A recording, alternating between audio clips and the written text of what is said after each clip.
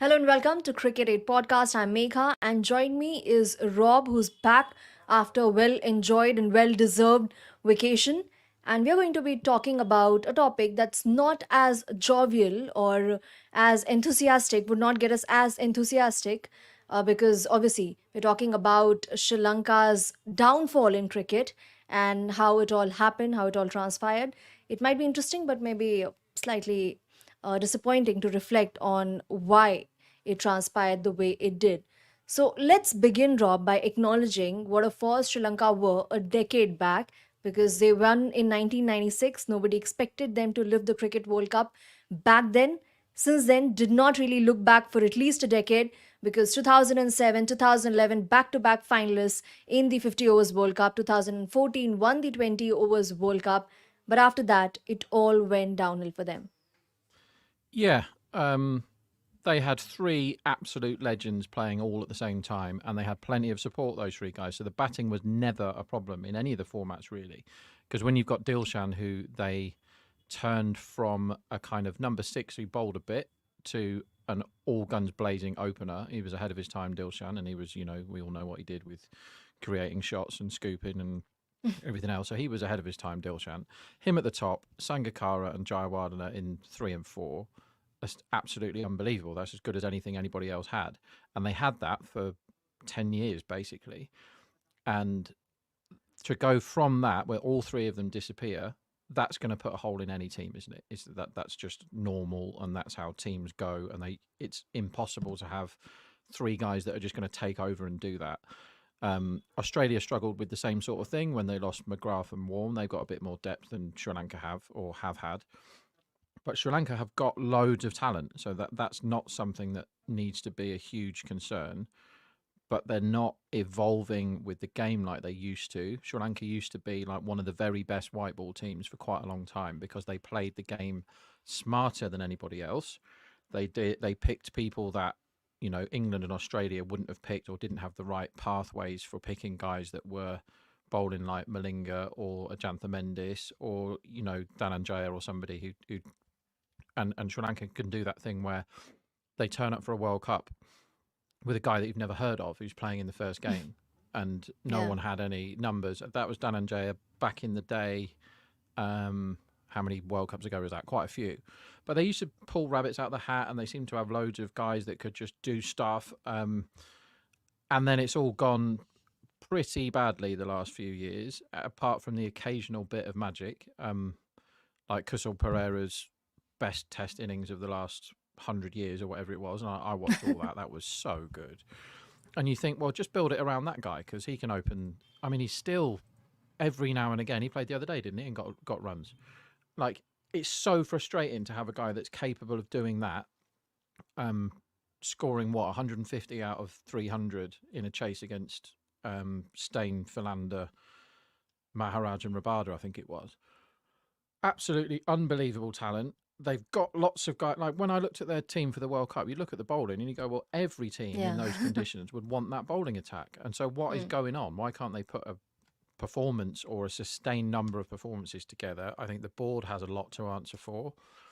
There's all sorts of stuff going on behind the scenes that I don't know. Like we did some Cricket8 stuff with Mark Machado, who knows everything about Sri Lankan cricket, and he's better qualified to talk about it than I am. But the stuff behind the scenes is a complete mess. The board are always arguing with the players and vice versa. I think there's a fair bit of Mm. that. There's no settled team, but they don't have all rounders like they used to. Hasaranga has to do too much of the work. They're still going. You look at their team turning up for white ball stuff now, and it's like, oh well, here's Angelo Matthews and Shanaka. It's like, come on, guys, you must have people that can do better than that. Well, you've got to be looking to the future a bit more. But they don't have guys that smash sixes. And if you look at every other team now, look at Afghanistan. Everyone can smoke it in that lineup, and they're just not as exciting as they were, and they're not. But I don't know what goes on politically in Sri Lanka. Again, I'm rubbish at politics. Anyone that knows me will know that. But there must be something stopping them from putting a good cricket team out. And sometimes it's like we're not that good at tests because we don't have the resources, or we don't have Yeah. the domestic structure and all that. And you can understand that. But white ball, Sri Lanka have always been, certainly in my lifetime, always been competitive at least. And they were a bit of a shambles in the 2020 World Cup. To not qualify is a bad effort with that bowling attack. And you look at it on paper, Patharana, everybody would pick Patharana in their team. Everyone would have them. He would play for India. He would play for Australia. He'd play for England. Like he would play for, he gets, and he's only like what, 21, Patharana. Yeah. So So that's young. incredibly bright future if they can keep him fit. I was looking earlier, and I think he's played 11 T20s for Sri Lanka in the last 2 years. You've got to find a way to get that guy playing all the time. Then they've got Thashara, and they've got Theekshana and Hasaranga. There's plenty to work with these guys. But then it seems that if the bowling fires, then nobody does anything with the bat, and they're relying on the openers to kind of be none down for ages. But they don't have anybody that takes the game away. And then you think, all right, they've got no one that hits sixes. And then you watch Rajapaksa rock up and hit 80 off 30, which he did like 2 days ago. And well, how has that guy not got anywhere? He's 30 something, and he's played IPL, and he's put innings together where he's blasting it absolutely everywhere and smashing all sorts of bowling types for six. But there's been a huge issue with him and his family and all that sort of stuff. And as soon as politics gets involved, but the last thing I want to say before I go back to you, Megha, is we have to face facts with cricket now that the money is being poured in one or two directions.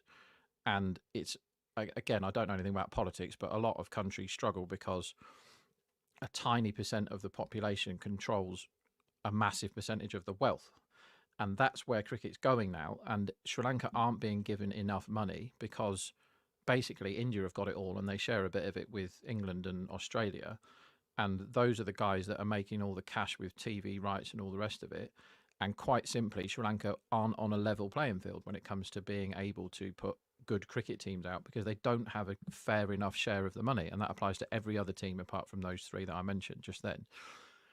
And that ain't changing because we've got this ludicrous franchise model now where I can't even keep track of how many players and who plays for which team. And like they're saying, oh, we want to build a legacy of getting fans for all these teams in the MLC and the 100 and whatever other nonsense is on at the moment. And it's like, well, this guy's playing one game. Like, who's going to go and watch him next week? Or how, like Chris Green's extremely overrated at T20 cricket, but he did something the other day for one of these teams. He got like 4 for 20 and then whacked a few at the end. And it's like, yeah, well, you can't go and watch him next time because he's buggered off to play somewhere else now.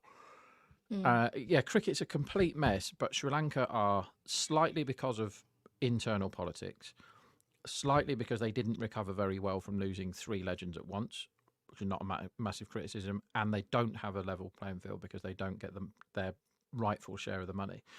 I don't know how to sort any of that stuff out. I don't really have the answers because the greedy sods that are running cricket all want all the money for themselves, and that's the same in every industry on planet Earth. So I don't know how are we going to fix it, Megha? So I'd come back to the money aspect. Now, in case of Sri Lankan cricket, it's well known that corruption has been happening for a while now, and that has really plagued the Sri Lankan cricket. And let's take an example and talk about the Sri Lankan Premier League, the Lankan Premier League. Now, there as well, barring some bit of attention and barring the fact that they get some top-notch players, but they're just a few of those because the big ticket players, they're going to be playing with the MLC in the MLC and other franchises across other leagues. So that has been a concern. They do not manage to attract all the top talent, despite the fact that at one point they had this window where Lankan Premier League wasn't really exactly clashing with any other prominent league. Now, is it being well managed? Because we've seen at the Lankan Premier League that owners keep changing. So probably they do not receive enough returns or they are looking at it as short-term investment and not really long-term. So we talk about it from business point of view as well, generating more revenue beyond receiving more revenue, which is obviously a very contentious topic. But the generating revenue part as well, that has not been happening. And because of that, there was at one point Sri Lankan cricket at the verge of bankruptcy. The involvement of the sports ministry is huge. The squad, even the squad selection, receives approval from the ministry. The exact hierarchy, I reckon somebody in the comment section would request you to educate us on, but it's all pretty complex because the autonomy of the board gets compromised when there is that level of interference from the ministry. So, all of those things combined, do they not complicate the things to the point where the board is not able to generate enough revenue to sustain cricket in the region? Yeah, it's a good point, and it's a mess, is the short answer. I think getting politicians involved with basically anything is a bad idea from what I can see. Certainly is in the country that I live in. Politicians don't know much about the stuff that they're meant to know about, let alone about how to run cricket teams. So that shouldn't happen. Like you have to go and ask the prime minister or the governor or whoever, whatever the king or whatever queen, whatever your system is, to approve the side. I mean, that is absolute nonsense. But when you get to stuff like Jaya Surya becomes a politician, then all the lines get blurred anyway. Like some of the countries, some cricketers have gone into politics, and we know what's happened with Pakistan as far as that goes. We know I don't know what's happened, legally. I don't understand it all. But as soon as that happens, because for something like Sri Lanka, them winning the World Cup back in the day with that, they tried to smash it from ball one, which no one had ever done before, and they cracked it. It's brilliant, but then it can turn people into superstars. And Jayasuriya had his problems with investigations and people throwing mud Yeah. around, and he got in trouble for various things. And then that guy is a politician. He has a say in Sri Lankan cricket. Similar stuff with Pakistan. It's like why is a cricketer going to be a good politician just because everyone loves him? But it happens in football. George Weah was whatever it is, president of Libya and stuff like that. And you think, well, okay, why not? It's a mess anyway. Why not let the guy that everyone likes do it? I don't understand politics, so I can't comment on it. But what it's created is all this blurring of cricket and politics mixing together. In my experience, has always been a total mess. But the big word that is ignored by the ICC and whoever runs cricket is greed, right? Greed has knackered our game. And the reason why the Lanka Premier League isn't a great watch, let's be honest, it's because they can't attract the best players, because there's no system in place with these leagues that stops players from going, I'm going to play 3 games for them because that's going to get me 50,000 quid. And then I'm going to play 4 games for them and get a business class or first class flight for 9 hours to get there, get off the plane half asleep, rock up. I had a 4-hour flight 2 days ago. I'm still knackered. These guys are flying halfway around the world the wrong way, getting off the plane and getting helicoptered to a ground and scoring 10 off 12 and wondering why they weren't very good. It's another 20 grand. Thanks very much. There's no cohesion. You can't possibly get into these leagues. Like, we all go on about the IPL, and I love it, and I love watching every game. But when it was like everyone had a bit of time at least to have a proper tournament, you've got a chance of people going, right, let's watch the Lanka Premier League. I'd love to watch it if it had its own window, and it doesn't have to go on for 6 weeks or 9 weeks, or the IPL doesn't have to go on for 6 months, which is what they want it to do. Sure, IPL is the big one because of India, no problem. And have 8 weeks if you have to, but they clear the schedule, don't they, for the IPL? They just goes, right, sorry, IPL's huge, we're having that.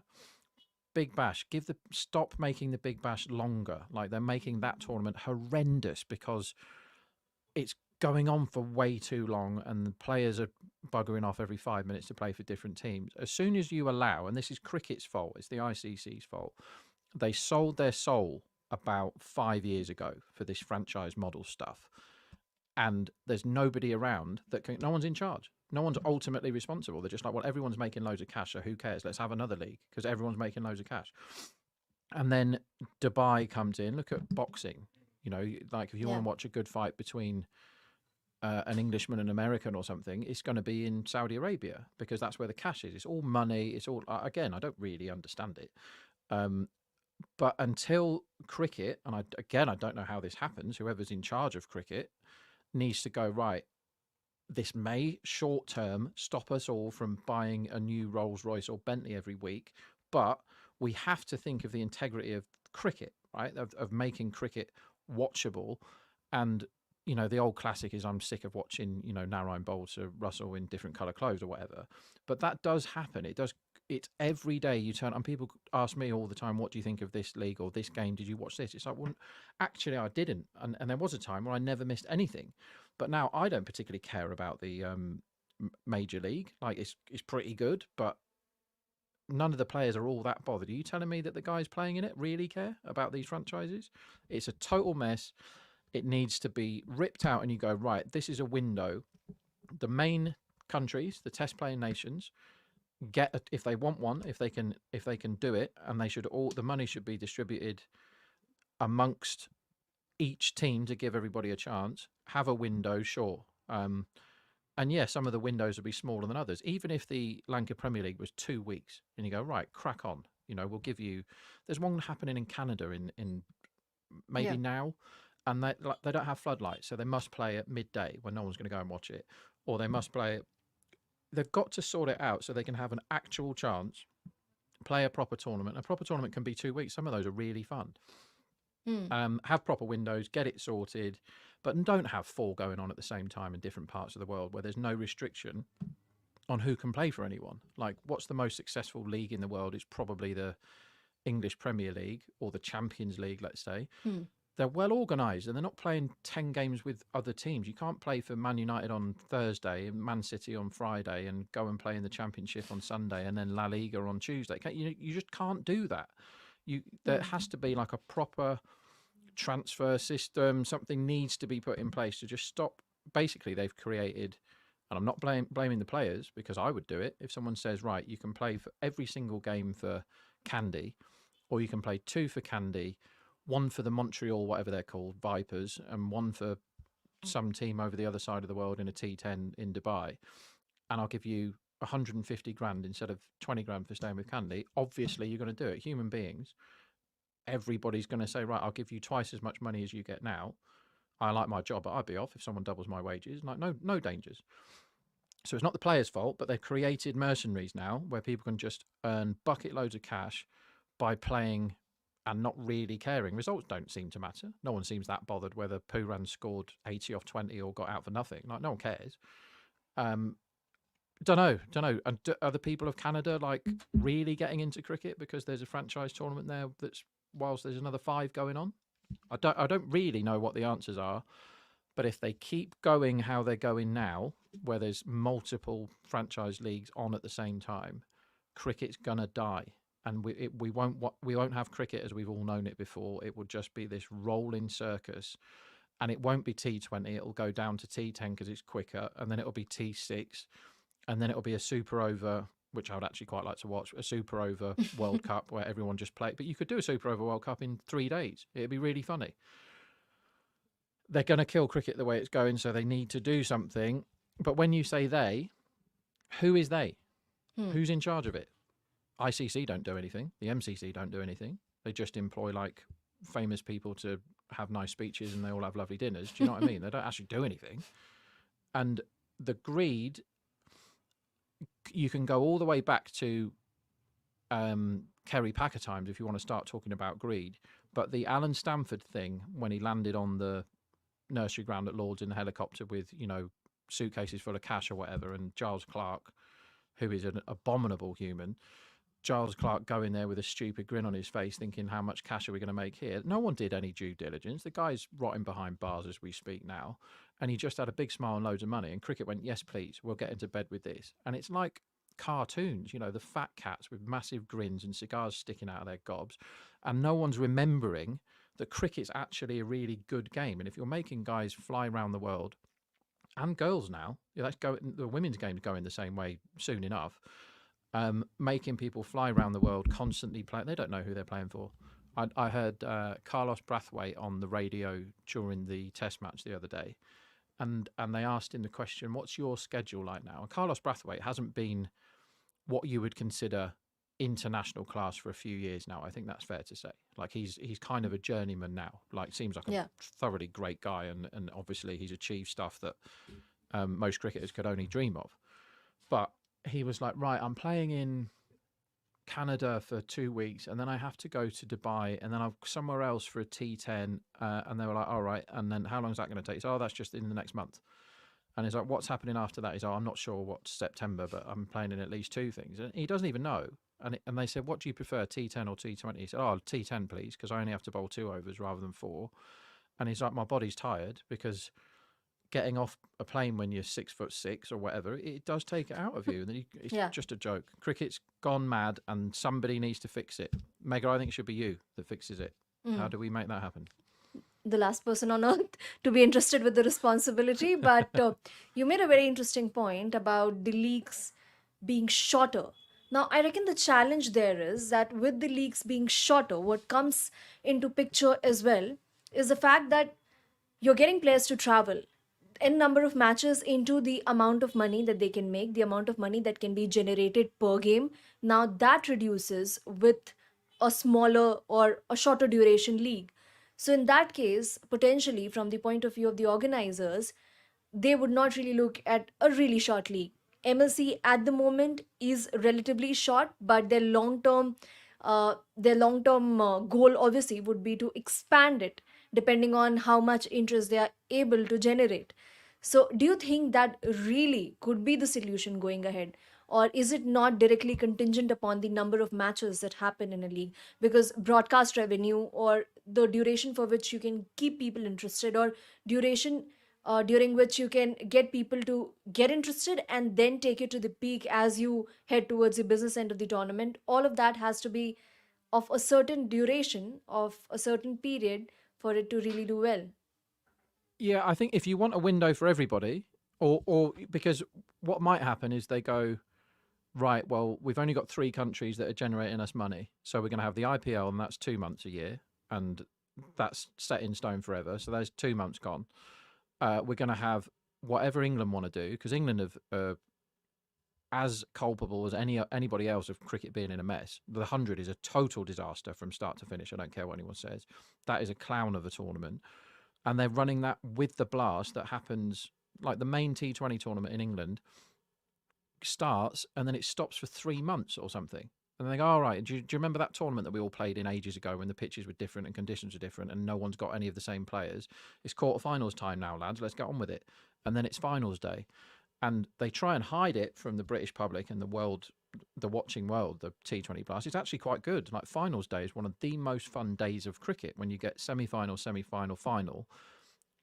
It's really, really fun to go to. Crowd absolutely loves it, and you're there from 11 in the morning till 6 at night. It's not that, or 7. 3 quality T20 games. It's really, really fun.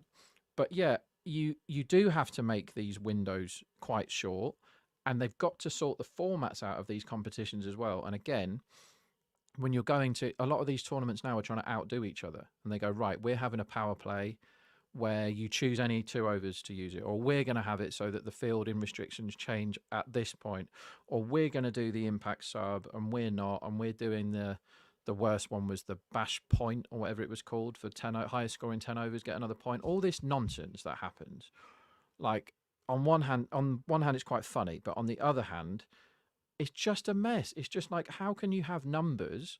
There was one where the IL20, your numbers didn't count, so they don't go in your T20 numbers. And then guys are playing in the 100, which is a completely different format, Yeah. where they do count as T20. So it's a total mess. How can that happen? That's a total mess. It's all nonsense.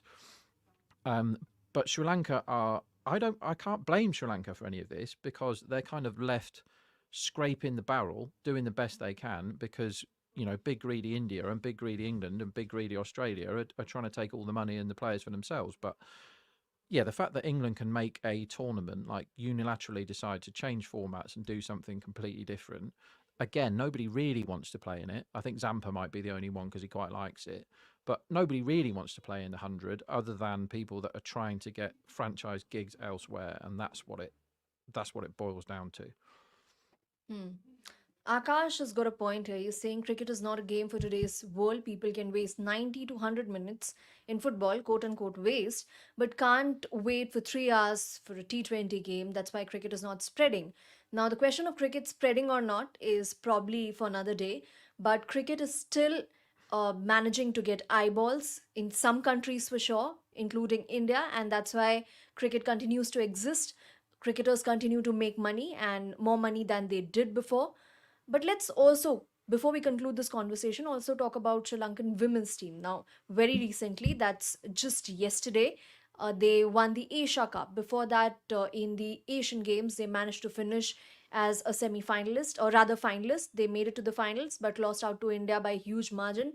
But making it to the finals would be considered a massive achievement, considering how before that they were struggling in the Commonwealth Games. They struggled, so there has been some positive, at least for the Sri Lankan cricket fans to cling on to, and just a manner in which the finals panned out that would have heartened a lot of fans. So, Rob, your recollection or your thoughts on the Asia Cup? One, and second, Sri Lankan women's team. They've managed to create some upsets in the last 12 months as well. So winning yesterday, it was yesterday, wasn't it? Absolutely massive. Yeah. And they did it without Atapatu, because when Atapatu got out, everybody was like, well, that's the end of that. And they absolutely cruised home in that chase in the end. And the best thing about that is that you look at the crowd afterwards and how much that means Yeah. to Sri Lankan cricket. And now we have, and I'm as guilty as anyone of, you talk about men's cricket so much that you forget that women's cricket is like a massive thing now. And Sri Lanka are competing. They do have superstars in the women's game, Sri Lanka. They are competing now with the big teams. I think the divide or the big gaps between the money isn't so prevalent in the women's game as it is in the men's. It's going to go that way, I'm sure. But for now, you can see teams competing. Like, I watch a lot of lower, like really low level cricket, and some of the stuff that you see, how much the game has come on in the last 5 years, the women's game, and how like tactically they're better than the men in some aspects. For example, Yeah. running at the end and all that sort of stuff. There are improvements that can still be made, but yeah, Sri Lanka being a force and winning yesterday is a massive deal for Sri Lankan cricket, and it kind of takes a bit of the heat off the men, who are massively underperforming, given that they can get 5 players on the park at any time, Sri Lanka, that would be contenders for World 11, that are getting franchise gigs all over the place. I haven't watched enough of the Women's Asia Cup to comment, to be completely honest. It's always good to see, like, I don't just want to watch the same teams winning all the time with these things. I don't want to watch India getting richer and richer and wealthier and just running off and winning every single thing. Just to go back to that Akash, I think it was his point. Yeah. So what cricket needs to stop doing is elongating these games to put more adverts in, and having these so-called strategy breaks that games like IPL games sometimes last nearly 5 hours. You can watch how they do it in the T20 Blast that nobody seems to want to market or promote. You can have a T20 match that lasts 3 hours and a bit, and it's really good product, good fun to watch. There's nothing wrong with that. I mean, look at baseball. I can't remember who said it today. Ponting, maybe. Like, you average about one home run, and that can go on for 5 hours, but there's still stadia full of people all around America. And American football, I mean, that is a ludicrous game to watch. They play for like 5 seconds, and then they have 10 adverts and all change half the players or whatever it is. Like, that's a terrible watch when it comes to actually seeing action. At least with cricket, you've got stuff going on all the time. But what cricket needs to stop doing is having loads of breaks and making the games longer. I don't think sport watching public have much of a problem with 3 hours. But when they make it 4.5 or 5, yeah, people are going to turn it off. But again, then we're going to start getting into the TikTok and whatever all the other ones are called generation, which again I Shorts, don't understand at all. Reels. Come on, you must be familiar with those, because you as well appear as a reel I've content heard on this. people's timelines. They're lucky people, but Simon the poker dealer has the great honor of reeling all of us up into these things and sending us into the internet, and I'm sure he really enjoys it. Yeah, you create headlines. But again, we do have a minute or two left just to talk about the game side of it. We did start with it. Against India, we've seen two T20Is between Sri Lanka and India. The two games, they did get off to good starts, had solid opening stands. but then down the order, it has all gone haywire for them. So we're looking at it from holistic point of view. We have discussed about the political side of things, how there are same set of people who are in control, who have all the powers in Sri Lankan cricket. One of the viewers as well mentioned that. We've also discussed about the fact that how all the legends retired at the same time, and that created a massive void. Transition wasn't easy for Sri Lanka, despite the fact that even around that time they had robust age group cricket. But questions would be raised around the point that Colombo, it has thriving cricketing structure, but other provinces, how much are they able to contribute in terms of players, and even the players there, what pathway is there for them, and how it can be made easier for them to realize their dreams or contribute to the growth of Sri Lankan cricket. All that remains unanswered. But quickly addressing what's absolutely in front of us, the issue with the middle order or the lower middle order, them not contributing, because despite those two solid opening stands, Sri Lankan batting, beyond that, has fallen like pack of cards. Yeah, they've had two collapses, haven't they, recently? And that can happen to any team. I think the way Sri Lanka set up, they're so desperately keen for the two openers to bat for as long as possible, and they're not batting like look at how T20's going now. Most Yeah. teams are going, we're going to absolutely obliterate the ball at the start and then see where we are. Look at Travis Head right now, going 50, 50, 50 off 20, 25, 26 or whatever it is. That's the way you should be doing it. And Sri Lanka have gone back. And like I said at the start of this, Sri Lanka have been so good at white ball cricket in the last 20 years because they've innovated all the time and they've thrown wild cards and curveballs and whatever other crap analogies you want.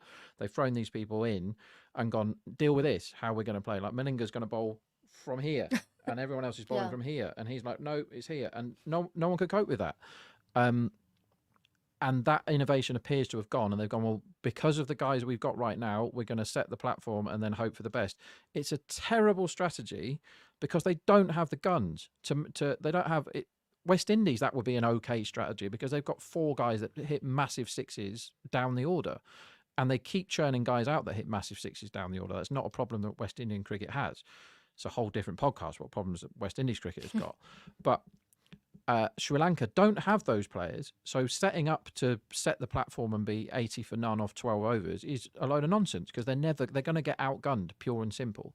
So they need to go back to the drawing board.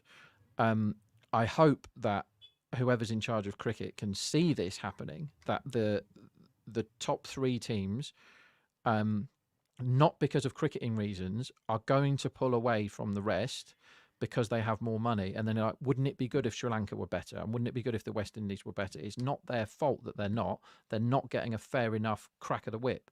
So more resources need to put their way. And these pathways and stuff like that you mentioned, again, I don't understand anything to do with the politics of it and why Colombo can do this. I mean, Jared will probably, bore everyone to tears for 6 hours talking about the intrinsic politics of everything. But I hope the he's fact, listening. yeah, me too. The fact that the fact remains that cricket needs to be sorted out, and if countries are like, oh well, the reason why you have the ICC is because you can help, that it has a governing body that shouldn't be affiliated with one or two countries. It shouldn't have favourites. It should go, our job is to make cricket a great game. That's what they've gone away from. What they think is, our job is to make all us lot as much money as we can. So therefore, we'll just do another franchise T20 tournament and try and fit another one in next week. It should be, look at Sri Lanka and look at the West Indies and look at where they were 10 years ago in the white ball game, both of those sides. What is happening here? And yes, sometimes the nature of sport, you get good generations, where Yeah. you get 3 or 4 of these legend players turn up at once and you're a force. That's just the way sport works. But when you see sides like Sri Lanka with all this talent and the West Indies, Afghanistan is very different because of the politics there. But you look at all the talent they've got. Why aren't they competing? Why aren't they getting to finals all the time? Sri Lanka used to be there or thereabouts all the time. It's not just the Yeah. players, it's cricket's fault. So yeah, somebody fix cricket, please.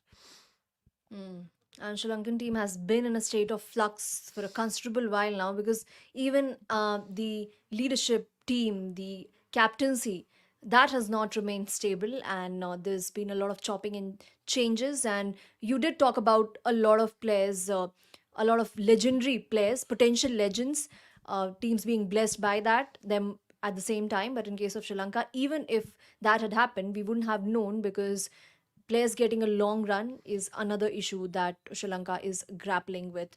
But let's end on a more positive note with a bit of silver lining. They do have a lot of fast bowlers in their side and at their disposal to call upon, because before every tournament we hear of a couple of them getting injured, and there is just as able replacement ready to replace those injured players. But this topic is never ending, and you want Jared to talk about it for 6 hours. We're pretty sure that that would have reached him as well, and probably we can schedule Yes, another please. one with Jared on the topic. As of now, thank you so much for joining. Thank you, Rob, and we hope to hear more from you. So make sure you leave your thoughts down in the comment section.